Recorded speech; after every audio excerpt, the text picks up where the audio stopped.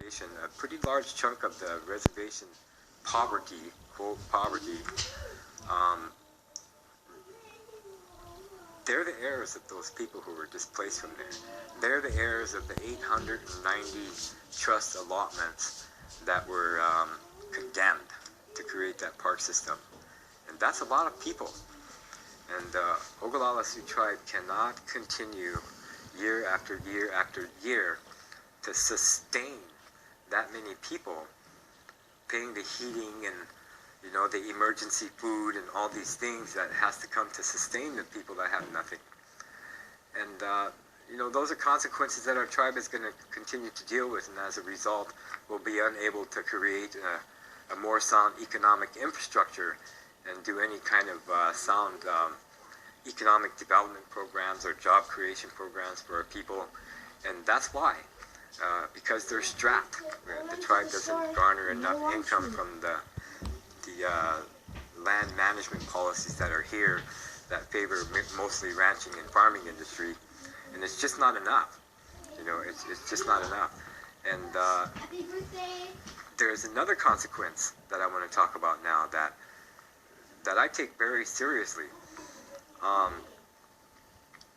We have kids now, many generations removed from their elders who were kicked off of their original lands, that now, because of that, all the drinking and the poverty and the oppression that the people live under as a result of that arrangement with the NPS,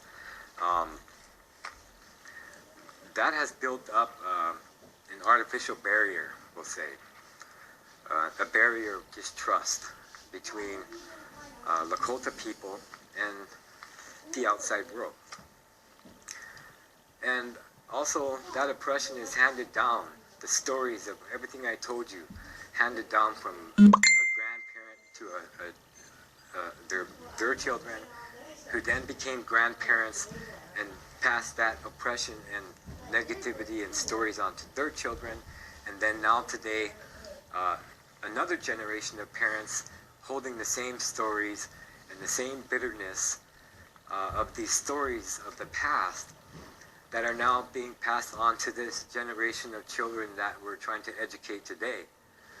And all that has done is built this big giant artificial barrier between us and the outside world.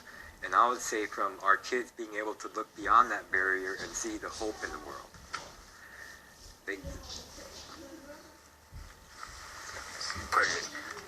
They can't. And we have another consequence as a result of that parks system being created. And that consequence is our young people today. We have the highest suicide rate in the whole nation. And young children. Children who they just don't see the hope in the future. And to me, that's unacceptable. When you see, there's nothing like, it does something to you. You cannot know, unless you're the person witnessing this and seeing this, you cannot know what it makes you feel like. If you're a respected tribal member and you honor the families when they lose their loved ones, it's difficult to know how we feel. When we go to a funeral, and there's a little kid laying in a casket who's only 10 years old, because they don't see hope for the future and are killing themselves.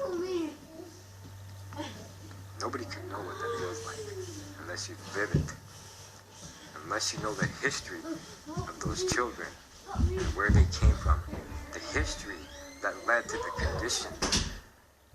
conditions today that make them feel like there's no alternative other than to commit suicide. That's unacceptable.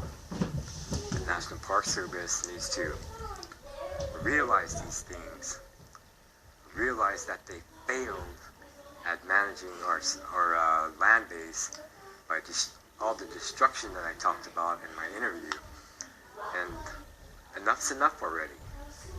They need to step outside that box, listen to the things that I've been telling them and our negotiation team has been telling them, and let go of our land base already.